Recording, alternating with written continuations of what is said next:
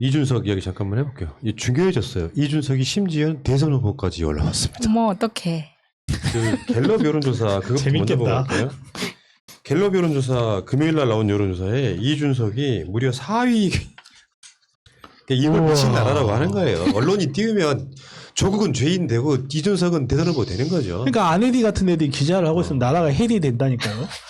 이게 이제 대선 주자 지지율에 대해서는 이따가 밤에 오늘 하는 성동일에서 다시 분석을 해드리겠지만 놀랍게도 갤럽 여론조사에 이준석을 넣었더니 지금 대선 주자로 나갈 수 없는 나이임에도 이준석이 전체 주자 중에 4위에 올라가더라. 야 안철수를 눌렀어. 아니 그러면 이번 기회에 그 국힘 대표 바뀌면 개헌합시다.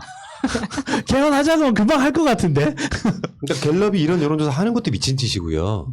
그러니까 이게 내가 보기에 이상한 문화 헛발질한 거고 대선을 나갈 수도 없는 사람을 단순하게 지금의 이슈가 된다 그래서 이준석을 대선 후보 명단에 집어넣고 하는 갤럽은 오지선다 사지선다가 아니겠다. 주관식이었다. 주관식일 것 같다. 그러니까 죄송해요. 그럴 수도 있겠네. 예. 상대방이 이준석이라고 하면 어쩔 수 없는 거지. 근데 주호영이 뭐 그런 얘기를 하더라고요. 지금 언론에서 너무 띄워주고 여론조사 결과 컷오프 결과 발표하면 안 되는데 막 발표도 그렇죠. 하고 했잖아요. 예, 예. 그러니까 이 여론조사에 인한 편향성을 막 얘기를 하는데 굉장히 억울한 것처럼 그래서 이제 우리 마음 알겠지라는 생각이 들어요. 당해 우리 서울시장 선거 때 당해봐야 안다니까. 그러니까요. 그 저기 뭐야 김학의 건 때문에 기소된 그 검사 있죠. 이 누구더라? 이규환 이규원 검사님도 내가 당해보니까 이제 알겠다. 그런 글 썼거든요. 사법농단 판사들이 자기네들이 재판을 받아 보니까 지금까지 자기네들이 얼마나 형사재판 엉터리로 했는지 이제는 깨닫겠다. 그런 말 해요.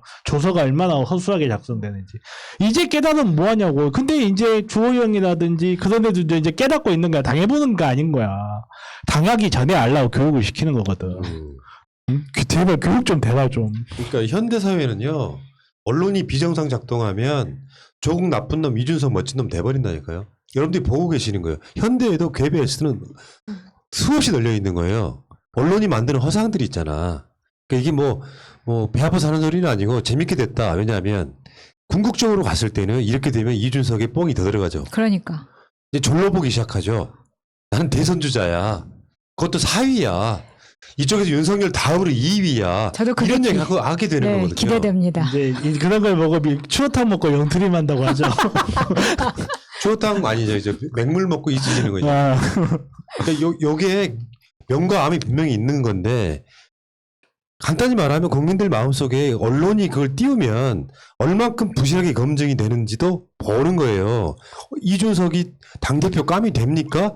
근데 대선 후보까지 언론으로 놓을 수 있는 건 언론이 만드는 허상이라고 생각합니다. 언론도 지금 진짜 곤란한가 봐요. 왜냐면 그러다 보니까 윤석열을 그렇게 띄우다가 여기 맞나 하다 보니까 갑자기 최재형을 띄웠다가 이준석을 띄웠다가 막 이렇게 왔다 갔다 하는 그런 언론이 예전처럼 하나도 움직이지 못한다는 느낌이 좀 많이 들더라고요. 아내리 같은 애들이 기자하면 나라가 헬이 된다니까. 이거 안 통하네. 이거 재밌는 건데. 재밌는 건요. 김종인인데 김종인홍이 이준석은 막 띄워. 근데 또 윤석열하고는 좀 뭐가 틀어진 느낌이지 지금. 그렇죠. 내가 그냥 매니지먼트 해주려고 했는데 우리 기획사로 만들어내 씨발. 이런 느낌이잖아 지금. 그럼 그 아이돌은 내가 갖지 못할 거면 망가뜨려 버리겠어. 이거잖아요 지금. 그래서 제발 탄약이 그러니까. BTS잖아.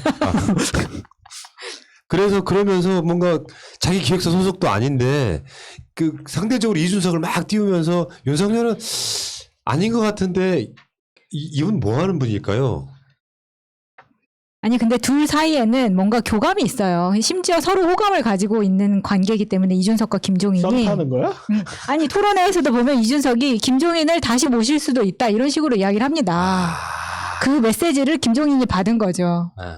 재취업. 좋지요. 아 잘하면 이준석이 진짜 대선 후보가 되겠는데 안타까운 건 나이가 안 된다는 나이가 거지. 안 되죠.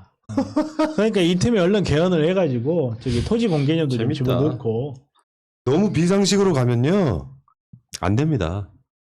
이게 노무현 대통령 모델로 뭔가 바람머리에서 뭐가 될 수는 있을지언정 그건 안 되는 것이 대한민국 사회가 갖는 것 중에 서울대 나오고 하버드 나오고 자기 아빠 찬스로 정치권에 들어오고 뭐 이런 엘리트 코스만 밟았던 사람이 갖는 한계가 있거든요. 그렇죠. 그 한계를 여러분들은 잘 모를 것 같고 진짜 중요한 거는 이제 윤석열이 관련해서 그 이야기 있잖아요. 국민의힘에 바로 직행한다. 요 이야기 이제 언론들이 그렇게 표현하는 거지. 바로 2번 달고 뛸 것 같다. 국민의힘이 지금 정당 기호가 2번이니까 여기에 조국 장관이 한마디를 했잖아요. 원래 윤석열은 2번이었다 원래. 백남바가. 우리가 했던 얘기랑 그거 똑같은 거. 윤석열은 검사 생활하면서 내내 사석에서 했다는 얘기가 그거잖아요. 나는 한 번도 민주당을 찍어본 적이 없다예요. 그리고 나는 땡땡일보만 본다. 그게 뭐가 있겠어요. 중앙, 동아, 조선 아니면 셋 중에 하나겠지. 한겨레 일보라고 하지 않잖아요. 경향일보라고 하지 않잖아요. 그거 조선일보지 당연히. 많이 있지. 죄송합니다. 조국 장관은 그 이야기하는 겁니다. 총장 시절부터 2번이었다. 그건 뭐냐면 다시 말씀드릴게요. 윤석열이 이명박이나 박근혜 수사 빡친 것에는 뭐가 있냐면 특히 그 최동욱 검찰총장이 댓글 사건, 국정원 댓글 사건 그때, 수사를 할 때 그때 그 수사한 게 윤석열이잖아요.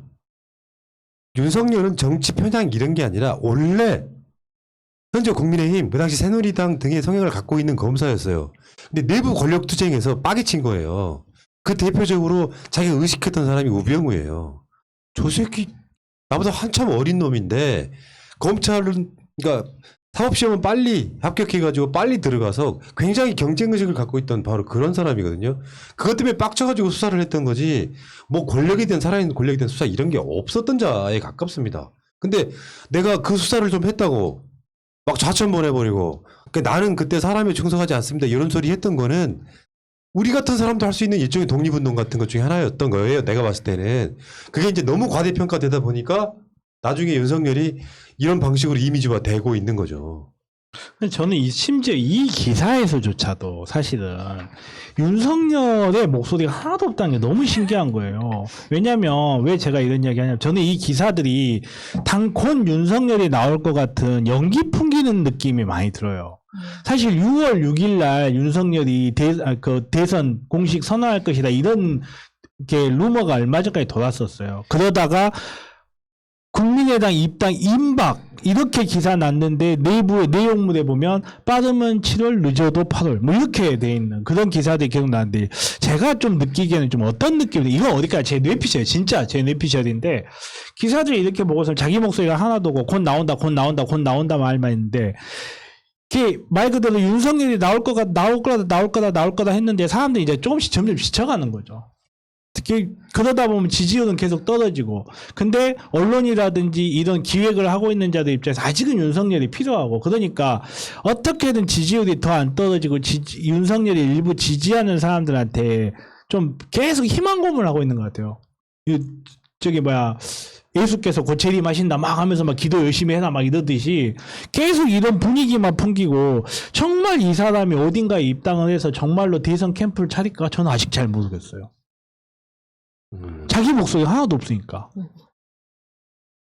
윤석열, 윤시본 씨 그런 성향을 갖고 있는 사람이었다는 걸 알고 계셔야 돼요. 문재인 정부한테 뭘 팽글 당했다든지 이런 관점이 아니라 원래 이 사람은 2번이었다. 총장 시절부터. 검찰총장 현직에 있는 사람이 성향이 2번이에요. 가까워도 훨씬 더 많은 사람들이 국민의힘과 가까워요. 근데 조국 장관 건 관련해서 한번 빡이 치니까 그냥 돌아버리기 미친 듯이 조국만 털어버린 사건이에요. 그러니까 우리는 당연히 반발할 거고 우리가 윤석열을 비난했더니 마치 윤석열은 살아있는 권력에 대한 수사했던 것처럼 또 언론이 윤석열을 미화시켜준 것뿐입니다. 제가 봤을 때 어떤 가치관도 철학도 없는 새끼예요. 이 새끼는. 아이고 욕해버렸네. 씨발. 근데 그 이야기 하나만 더 하고 좀 넘어가면 그 대구에서 국민의 짐 전당대회 할 때 탄핵에 대한 이야기를 해요. 근데 윤석열 관련해서는 이런 게 있다고. 저쪽의 흐름 중에 일부는 윤석열이 이명박을 수사했거나 박근혜를 잡아놓은 장본인이라고 할지라도 정권 교체가 더 급하다는 쪽 하나.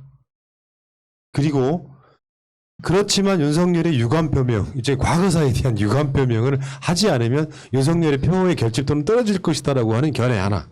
이런 거거든요. 근데 이걸 제일 잘하는 게 내가 보기엔 이준석이에요. 대구 가서도 탄핵은 정당했다고 이야기해버립니다. 그러면서 기존 정치인들의 언어를 그냥 상당 부분 비껴가더라고요.